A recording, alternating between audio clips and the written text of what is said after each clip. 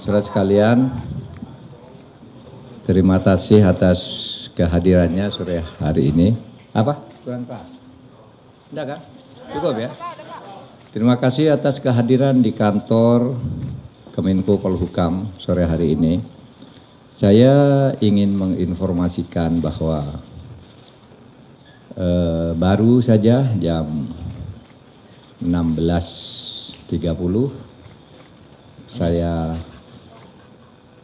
diterima oleh Presiden Republik Indonesia Bapak Joko Widodo dan saya menyampaikan permohonan berhenti sebagai Menko melalui sebuah surat yang isinya hanya 3 paragraf. Paragraf pertama, saya mengucapkan terima kasih Bapak Presiden telah mempercayai saya. Sejak 23 Oktober 2019 saya diangkat dengan penuh penghormatan beliau kepada saya dan penghormatan saya kepada beliau saat itu. Saya dilantik, lalu beliau menyerahkan kepres sendiri. Sebelumnya memberi arahan secara pribadi dan selama 4 tahun lebih kami bekerja sama dengan baik. Itu ucapan terima kasih saya. Lalu yang kedua, oleh karena saya sekarang ikut kontestasi politik untuk melanjutkan estafeta kepemimpinan nasional yang harus terus berjalan, maka saya mohon berhenti. Lalu yang ketiga, Bapak Presiden, saya mohon maaf kalau selama membantu Bapak saya ada kekurangan yang mungkin tidak berkenan di hati Bapak Presiden. Jadi itu yang saya sampaikan. Jawaban Presiden, ya beliau juga waktu pertemuan tadi happy, beliau banyak bergurau, saya juga tersenyum, gembira, ya seperti teman lama lah. Beliau gembira, ya Pak Mahfud saya ini terima surat ini dulu, katanya. Terus selama ini saya juga berterima kasih Pak Mahfud sudah membantu dan saya merasa terbantu gitu. Kemudian saya juga minta maaf kalau ada saya keliru-keliru, jadi saling minta maaf itu budaya adiluhung Indonesia kan begitu, saling minta maaf, saling berterima kasih gitu. Nah, di luar itu saya menyampaikan substansi urusan Kemenko Polhukam yang sekarang sedang berjalan. Yang rutin-rutin berjalan dikendalikan oleh 7 deputi, 7 kedeputian yang sekarang masih aktif terus bekerja semuanya di bawah koordinasi teknis Bapak Letjen Teguh Pujo Rumokso. Sesmenko sudah mengendalikan jika saya sedang cuti. Nah, semuanya berjalan baik, tapi ada 3 hal saya beri catatan yang perlu dilanjutkan karena ada impres dari Presiden sendiri, yaitu 1 tentang hutang BLBI.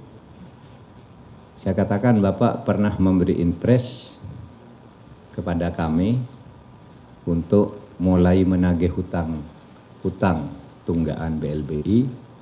Waktu itu jumlahnya 111 triliun, 110 triliun lebih, 111 triliun lah. Dalam 1,5 tahun kami bekerja, sekarang ini sudah terkumpul tagihan yang sudah ada di tangan kami sebesar 35,7 triliun. Yang kalau dihitung dengan persentase itu 31,8%.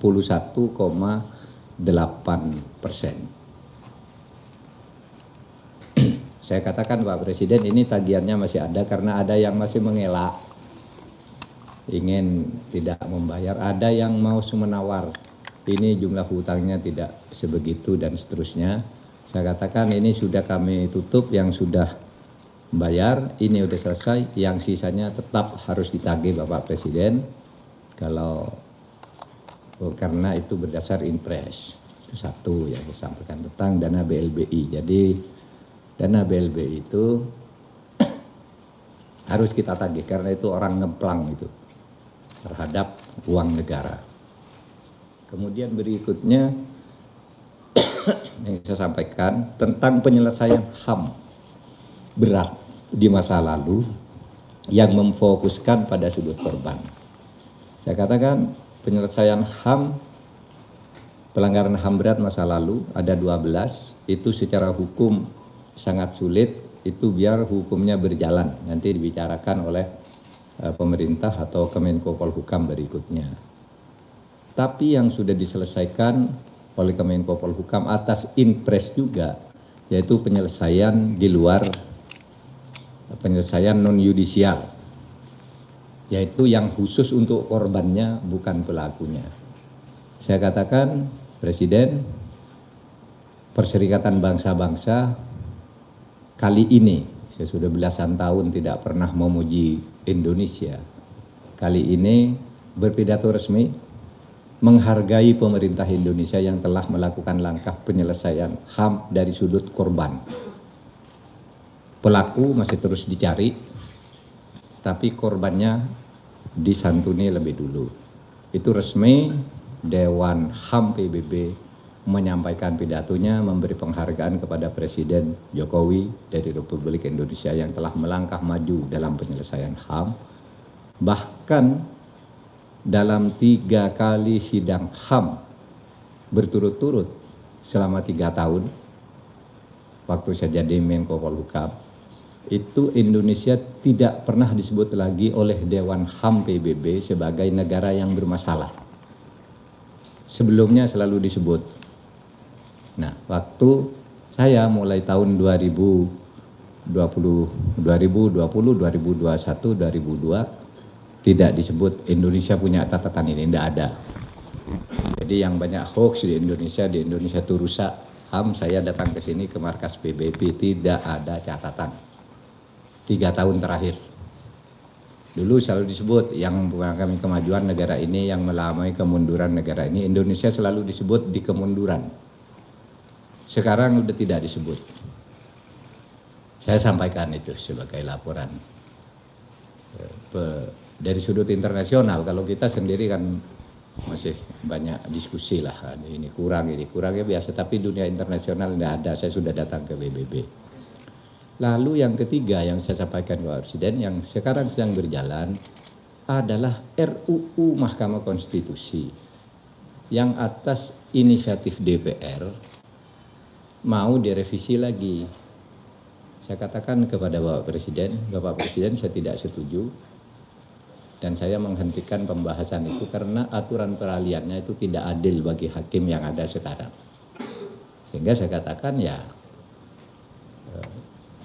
itu 3 hal, yang lain rutin jalan, tidak ada masalah. Nah itu saudara, pertemuan saya dengan Presiden tadi, dan saya mengucapkan terima kasih kepada saudara para jurnalis, terutama di Kemenko Polhukam ini yang sangat rajin datang ke sini dan sangat membantu saya. Sangat membantu. Gaya kerja saya itu justru pemukulnya saya selalu menggunakan wartawan. Karena mukul sendiri tidak bisa kalau ada orang nakal itu. Maka kalau ada orang nakal, pejabat nakal, sulit saya hadapi sendiri, berkoordinasi ke tanah macet, saya lempar ke wartawan, dilempar ke publik, semuanya lancar. Karena kalau macet tidak bisa saya atasi, saya lempar ke atas biar rakyat yang mengeroyok, lalu kembali ke saya, bisa saya selesaikan. Itu yang saya lakukan dalam banyak kasus, menyelesaikan masalah-masalah di tugas Kemenko Polhukam ini. Saudara tetap harus rajin-rajin datang ke sini. Saya belum tahu siapa nanti yang akan menjadi pengganti, tetapi penting bagi Kemenko Polhukam itu dekat dengan wartawan. Seperti yang selama ini selalu saya lakukan. Sudah ya, cukup? Nggak ada lagi. Apa? Boleh, belum dipecat. Pak izin saya Santi Dewi, Pak ada 2 pertanyaan, Pak Menko. Yang pertama, banyak yang mempertanyakan sebenarnya mengapa Pak Mahfud baru memutuskan untuk mengundurkan diri sekarang. Kalau dikatakan untuk ingin fokus dalam proses kandidasi sebagai calon wakil presiden, mengapa momentumnya tidak dipilih ketika resmi diumumkan sebagai cawapres Mas Ganjar oleh Bu Mega pada Oktober 2023? Lalu kemudian Pak, kalau Pak Menko bisa refleksi ke belakang selama 4,5 tahun memimpin kementerian ini, apa pencapaian atau momen yang sangat berkesan bagi Pak Menko selama menjadi Menko Polhukam dari sipil yang pertama dan terlama yang pernah dimiliki oleh Indonesia. Terakhir Pak, terima kasih Pak sudah pengabdiannya selama 4,5 tahun menjadi Menko Polhukam di Indonesia. Terima kasih. Saya mulai dari yang terakhir ya. Momen selama 4,5 tahun saya menjadi Menko Polhukam. Itu tadi disebut juga oleh Pak Jokowi. Ketika saya jadi Pak, saya bekerja sama selama ini dengan Bapak sangat baik. Bapak sangat mempercayai saya dan saya sangat percaya Bapak bahwa yang saya lakukan itu benar menurut keyakinan Bapak, sehingga kita selama ini bekerja sama dengan baik. Lalu Pak Jokowi bilang, "Ini Pak Mahfud," katanya. Pak Mahfud itu adalah Menko terlama selama saya memerintah, kata Pak Jokowi. Menko Polhukam pertama, Menko Polhukam terlama selama saya memerintah, kata Pak Jokowi. Kenapa itu Pak? Saya terus sebut, iya Pak, betul Pak. Tejo dulu cuma 10 bulan dari Oktober sampai Agustus. Pak Luhut dari Agustus sampai Agustus berikutnya. Setahun lebih sedikit. Lalu Pak Wiranto 3,5 tahun. Nah saya 4,5 tahun lebih. Itu pun bukan karena reshuffle. Saya minta berhenti karena ada agenda politik saya. Ya. Jadi memang dulu kan waktu saya diangkat pertama itu oleh Pak Rocky Gerung, wah Mahfud tuh nggak akan bisa jadi Menko. Paling lama 8 bulan saya jamin di reshuffle katanya. Kenapa? Karena Pak Mahfud tuh terlalu blak-blakan. Itu rahasia istana akan terbuka semua. Lewat 8 bulan saya lewat, 1 tahun lewat, 2 tahun lewat, 3 tahun lewat, 4 tahun lewat. Rocky lupa kalau dia pernah mengatakan itu. tapi jejak digitalnya masih ada. Nah, kemudian kenapa saya milih? Itu soal pilihan aja. Nanti kalau saya mundur di depan dulu, orang mengatakan, "Loh kok buru-buru sih? Yang lain belum." Maka dulu memang kami bicarakan ketika pertama, saya harus mundur. Itu titik. Kenapa? Kan tidak mungkin saya gens kebijakan atau gens calon yang didukung Pak Jokowi, lalu saya masih terus, kan tidak bagus. Gitu. Sehingga saya harus mundur. Cuma kapan mundurnya? Ada pada waktu itu kesimpulannya tunggu dulu, nunggu momentum. Kapan momentumnya? Yang tepat itu sesudah pemungutan suara. Karena sesudah itu pemerintah akan berlangsung. Dan saya merasa tidak layak kalau terus di situ. Gitu. Kalau sesudah pemungutan suara itu kan masih lama. Jadi ini soal pilihan yang kalau dulu mundur dulu bisa ada orang kecewa, kan aturannya boleh, uang yang lain boleh. Kalau mundur sekarang bisa ada yang mempersoalkan, kok baru sekarang? Kalau terus juga pasti ada yang mempersoalkan. Itu biasa dalam politik karena kepala kita itu 270 juta kepala, boleh berpendapat berbeda-beda. Tapi saya sudah menyatakan saya memilih berhenti sekarang. Ini momentum yang harus saya ambil sekarang. Gitu? Cukup lah ya. Ya? Izin Pak, Gita dari tribunnews.com Pak, mau tanya 2 hal Pak. Yang pertama terkait dengan pengganti Bapak nanti gitu ya. Khususnya ini kan juga di masa pemilu gitu ya. Ada pesan-pesan khusus nggak Pak untuk pengganti Bapak Menko Polhukam yang baru nanti? Kemudian yang kedua adalah apakah sempat ditanyakan juga oleh Pak Presiden terkait pandangan Bapak soal mungkin sosok-sosok pengganti Bapak yang cocok ke depan gitu. Itu aja Pak, terima kasih atas kesempatannya dan terima kasih atas pengabdiannya Pak. Saudara, Karena saya belum tahu siapa yang akan menggantikan, jadi saya juga tidak menyiapkan pesan untuk Menko Polhukam. Silakan aja, setiap menteri itu menurut saya nanti akan dibekali sendiri oleh Presiden.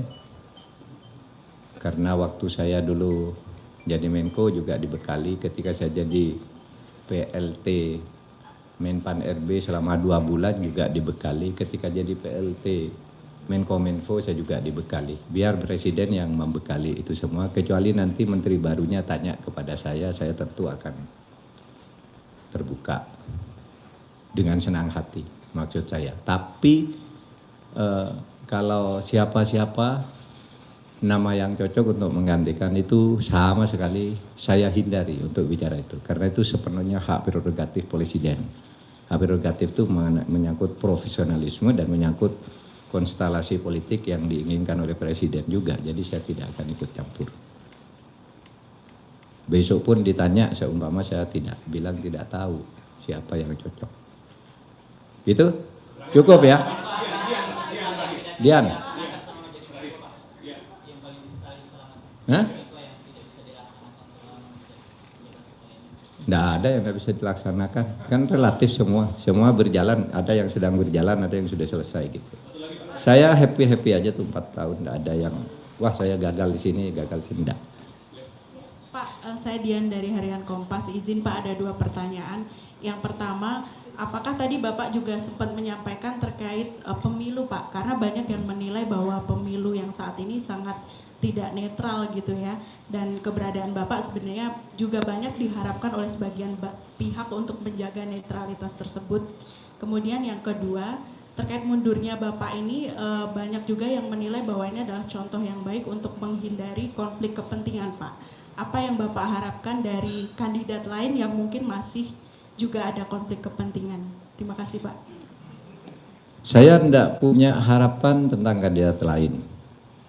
Saya menghadap Presiden dan minta mundur itu karena etika saya.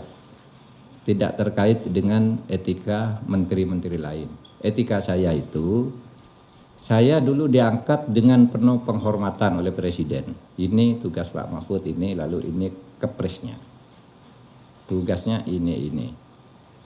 Dan saya selama 4,5 tahun lah bekerja baik dengan beliau. Maka saya punya etika, ketika saya akan berhenti, saya tidak akan mengumumkan ke publik sebelum saya bicara ke Presiden. Maka sejak tanggal 23 itu pun saya katakan, saya akan menunggu momentum. Momentumnya apa? Ya saya menghadap Presiden dulu, karena etika saya dulu diangkat dengan hormat, harus pamit juga dengan hormat. Agar tidak tinggal gelanggang, colong pelayu. Begitu aja. Soal etika menteri lain saya enggak nyinggung, dan itu bukan urusan saya. Ini etika saya kepada Presiden. Bukan etika saya kepada menteri lain. Itu aja ya. Titik.